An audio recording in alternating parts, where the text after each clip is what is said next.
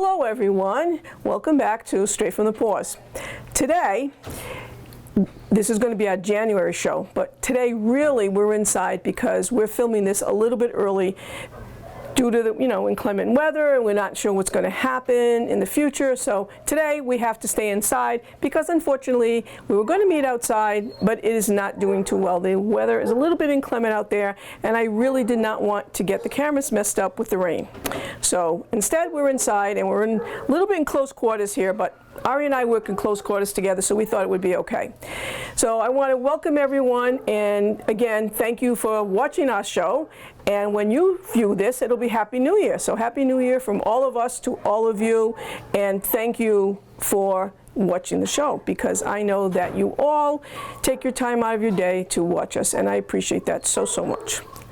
I really do, Ari. I know you do. So this is our director, Arianna Silva, and today's show is going to be a little bit different. It's going to be basically Ari and I talking about this past year.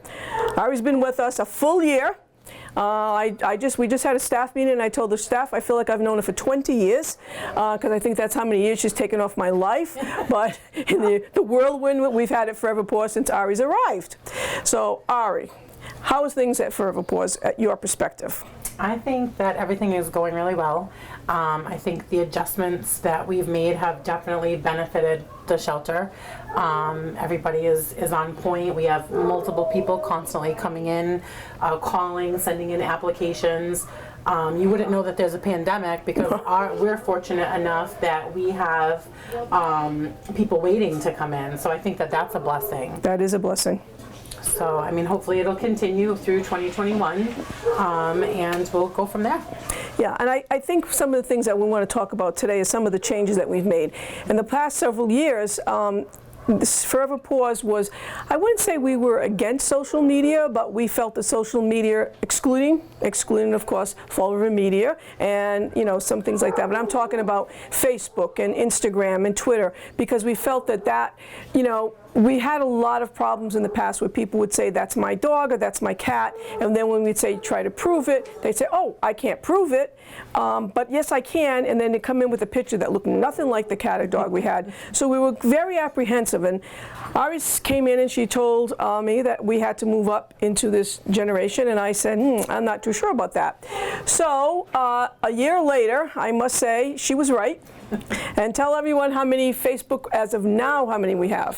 17,000, I think it's 17,300 Facebook followers we have. We have 16,000 likes. Which is huge. I mean, that's a lot. A big following. We're in the thousands on Instagram as well. I'm not too sure on the Twitter because we just recently started plugging on the Twitter, so we can revisit that probably in a few months. We have done a lot of things to keep up with the times. I mean, even now we're filming the show on a day that we're closed, and we have people coming in, the staff has to go in and out. It's still business as usual here, even on a closed day, which is kind of nice. Right. So between Facebook and Instagram and it'll soon be Twitter, we have almost like a whole separate community. We do. A whole separate part of the job, people talking to and asking questions and getting our animals out there. So I think it's serving the shelter really well. Yeah, I think at first, like I said, we were apprehensive because we had some bad feedback and some poor communication with some people, and we just didn't feel it was working. But Arianna has really brought us up to another level, and it has been worthwhile because I think people are seeing more. They're seeing the animals quicker. The animal controls, at least for New Bedford and Fall River, are posting their animals right away. Mm-hmm. We're getting it updated. There's some things I'm still not crazy about when an animal goes home, and especially if it's a cat, they put him in a crate, and I say, why do you put him in a crate? You can't see the animal. And everybody says, well, the cat was really scared, and I got to think about the animal first, and my staff does. And sometimes when I get a few complaints about that, it's like, people are complaining, but why are they complaining? Because they can't see the animal. The animal's already adopted. But All right, so, you know, we have to make a few concessions on that, and that's okay. But the next thing is, too, I think that's really important, is that people understand we do the best we can. Yeah, it's really hard for people to know what's going on because they're not here to see what's going on. So for the longest time, people were complaining, we can never get through. Right. You know, and when we do shows like this or we do live streams on Facebook, we're always reiterating to people that we only had in the past 2 phone lines and 1 person answering them. And the person answering them is a volunteer, and the staff is here to take care of the animals, so that is what they're doing. So people, would get frustrated because they would try to get in contact with us and they would get a voicemail. Some people wouldn't leave a voicemail. So that was one of the bigger complaints. But now we have a new phone system donated by Sueco. Carl Sueco donated a phone system to us this past the end of November, December. So we're thrilled. Got to thank Mr. Sueco for that. That was awesome. It was fantastic. Yes. It also has given us separate phone lines. So now we have 3 phone lines that will be helpful, in getting to some more people, at a given time versus basically it'll reduce our wait time. But we just ask people to be a little bit patient. But again, with the social media, it's given people another outlet to send messages to us. True. So it's kind of going full circle, I think. And one thing I want to say that you mentioned about the messages, I got to give a big shout out to you and to Bev, because I am an administrator with them on the Facebook, but I'm really not a fan of Facebook per se, for me personally. So they respond, and when I say they respond, it's the 24/7. It's not I'm on vacation, today's my day off, I'm going out to eat with my family. If something's coming on, Ari's answering all the time, and I say to her, please don't do that. I don't want you to burn yourself out. And then Bev does the same thing, and then they'll converse and they'll go back and forth. Well, did you get that? What do you think we should respond to this? I mean, it's really a lot of work, and I think that's why in the past we were very fearful of doing that, because we needed the commitment from someone to be able to monitor that. We've got that with Arianna.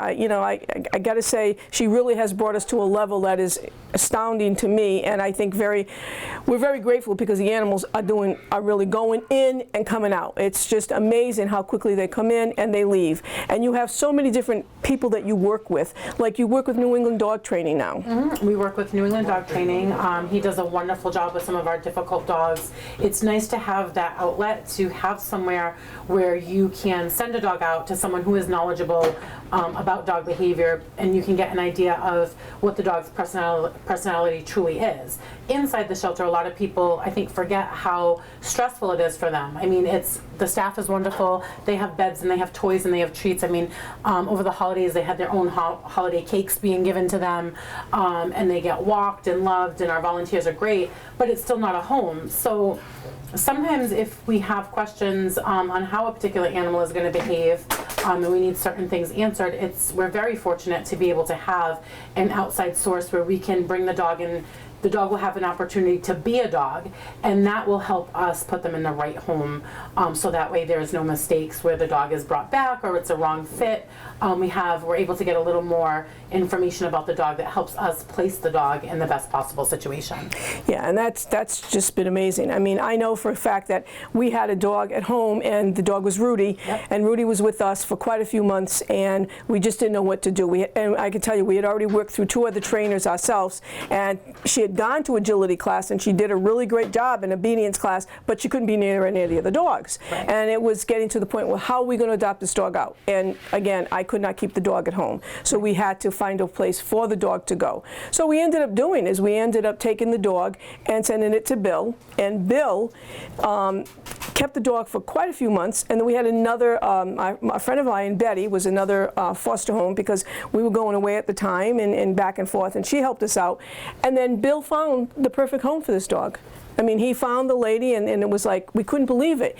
Yeah, I got to say, when Rudy came back to be on our calendar, and she saw Bev at that door, she went running to Bev like she remembered who Bev was, and it was like she was thanking her for giving her life, because that dog would not, I don't know how she would have made it. I don't know how she would have made it. And that's the good thing about him, too. So when he does take on one of our special cases, just to clarify for everyone, you still have to go through the regular adoption process, but the meeting with the dog and with the family is being done there with him. Right. So he can explain different behaviors. He can explain to the families what he's seen, what he hasn't seen, and he's interviewing the families as well. They're already generally approved to adopt from us, but because we know the families and the families are being able to be seen in a safe environment with the dog, it also helps him say, hey, this is who I think would be the best match for this dog. Not a lot of shelters have that opportunity. Yeah, we're very, very fortunate. So if you need a daycare place, I mean, I know I'm not supposed to plug any specific place, but Bill has been very, very helpful. New England Dog Training in Westport. And the other thing I want to talk too about is our payment methods now.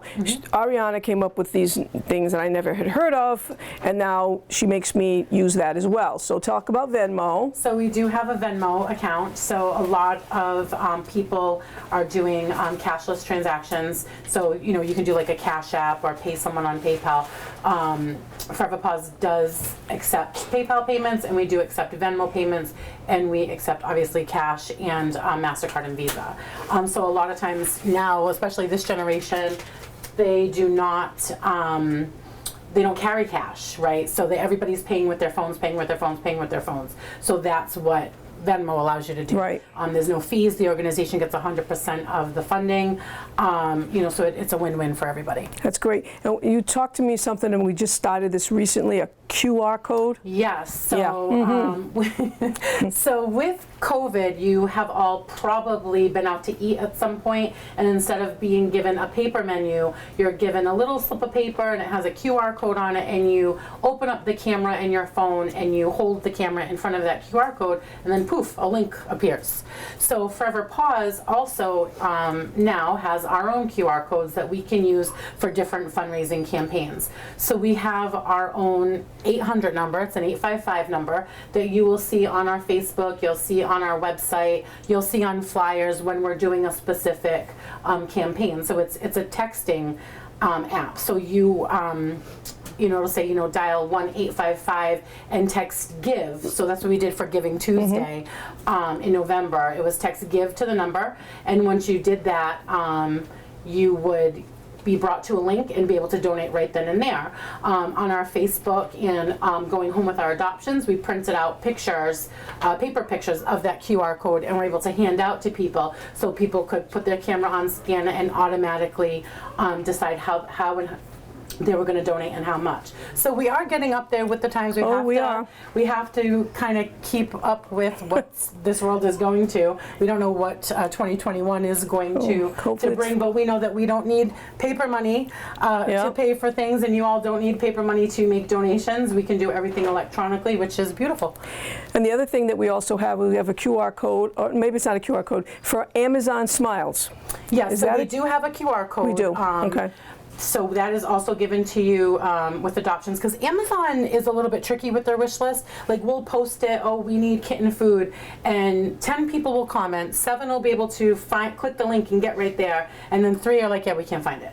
So one of our volunteers made a QR code for us just for Amazon Smile. So you can, pop in and grab one. We send them out with the donations, and it's a little card. You scan the QR code, and it brings you right to our wish list. So it eliminates any of that confusion. So that's been really helpful, yes. I think, too. And I think, it's been one of our board of directors, Susan, my vice president, her husband does a lot. He owns his own company. He does a lot of building and stuff. And he said, I order a lot of things on, I said, I've done it, but I want to pass it out to the people I contract with. And that has been a big help. And we do get, it's like a 5% or 3% of everything you spend, but still, it always helps, especially for a nonprofit, and greatly appreciate that. And I think that we also have the QR code for that, and you, I think, have come up with a couple of other ideas as far as our Facebook, not Facebook, our website. We're working on the website, correct? Yes, yep. So the website, there are different opportunities there for people to support us and advertise for their own businesses. So we do have a sponsorship page that people can donate and be a part of. We also, on our main page of our Facebook, all the way at the bottom, Instagram, you will always be able to see what our upcoming events are. So in the past, instead of having the in-person events, due to COVID, we had to have some online events. So we would have what was going on, the dates that they were running, the links, so you could automatically click right from the front page into that, get right into the fundraiser. So we're going to continue with that until things get back to quote-unquote normal. We also have a blog that we're starting. So part of the Facebook, there is a blog section on there. You can subscribe to it, and that will consist of tricks and adoption stories and different tips and things like that. We also have the Rainbow Bridge section, where if you have a loved pet that has passed away and you wanted to submit their picture and a little story about them, you can do that as well. You can also sign up to be on our mailing list there.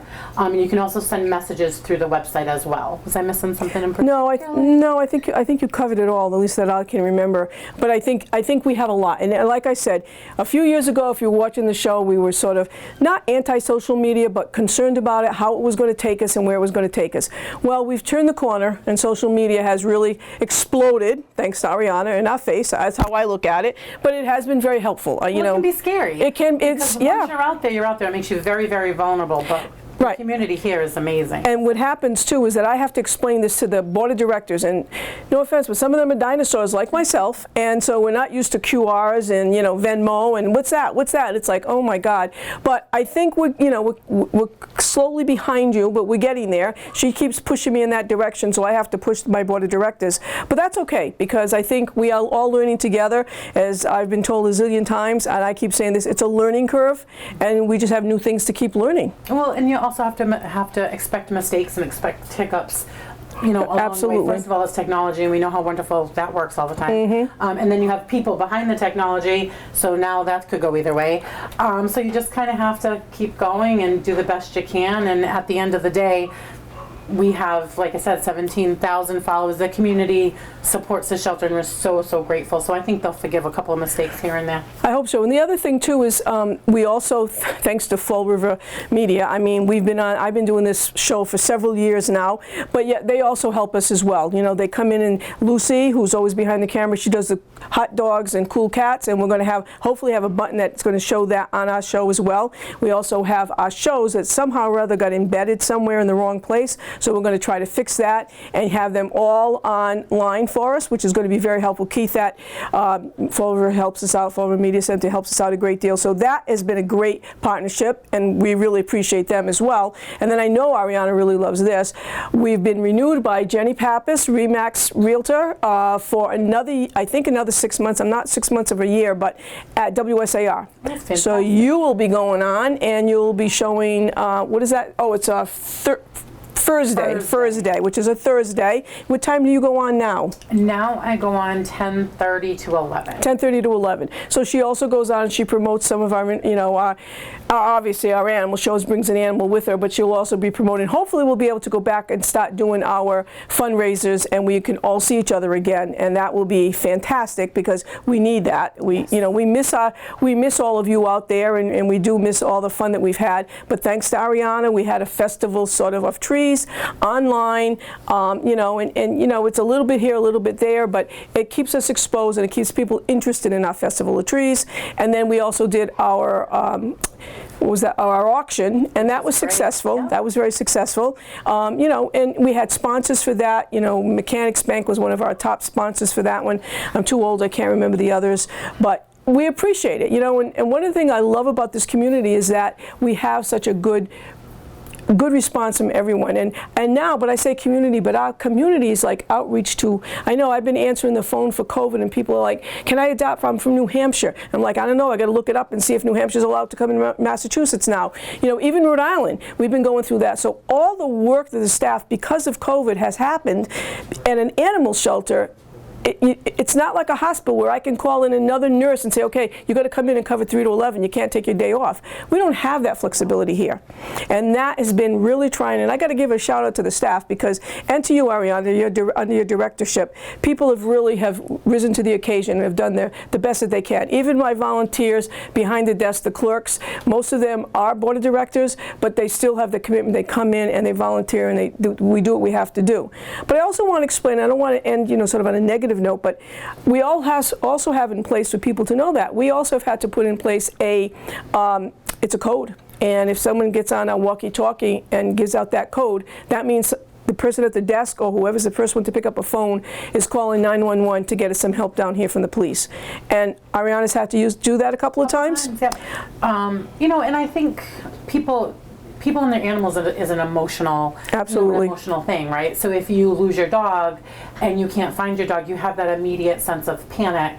And then when you're told, oh, we have your dog, but you can't have it, then people see red rats and they get scared and they're afraid, and all they can see is exactly what's in front of them, like, I want my dog right now and you're not giving it to me. And things can quickly escalate, especially during this time. Right. I feel like throughout COVID, people's level of patience is non-existent. Right. Everybody's always on edge. So we have had to call the police multiple times over the last year to have people escorted off the building, and out of the building, and they come back. They obviously have to come back and get their dog, and usually by that time there's a nice conversation and an apology, and we understand, but the Fall River Police Department has done a wonderful job in supporting the shelter when we need it.